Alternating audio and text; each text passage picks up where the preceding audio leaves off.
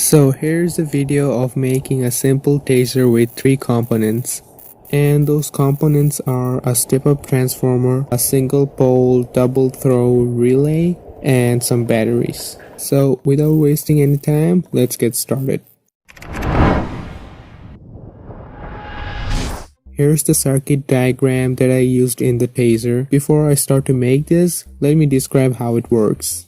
This is a symbol of a single pole double throw relay. It has a normally open contact and a normally closed contact, and a coil that activates the contacts when it is energized. In order to work as an oscillator, the relay must be wired as shown. The current flows from the battery through the coil and also the LED, then to the normally closed contacts and back to the battery. When the coil is energized, the contact moves and this interrupts the flow of current. However, without current, the coil is de-energized and the contact returns to its original position. And then the current flows again and the cycle repeats again and again. When the coil is energized, the contact moves and this creates an oscillation which looks like this. Because of this oscillation, the LED turns on and off.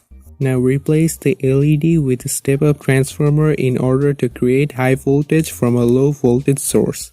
What's a transformer? A transformer is basically a device that steps up or steps down the voltage and current.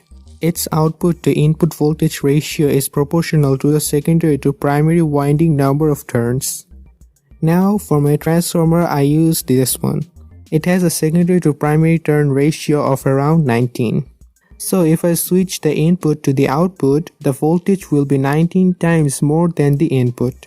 If I connect 3.7 volt batteries in series, I'll get somewhere around 12 volt DC. If I apply 12 volt AC on the primary, I'll get somewhere around 230 volts AC.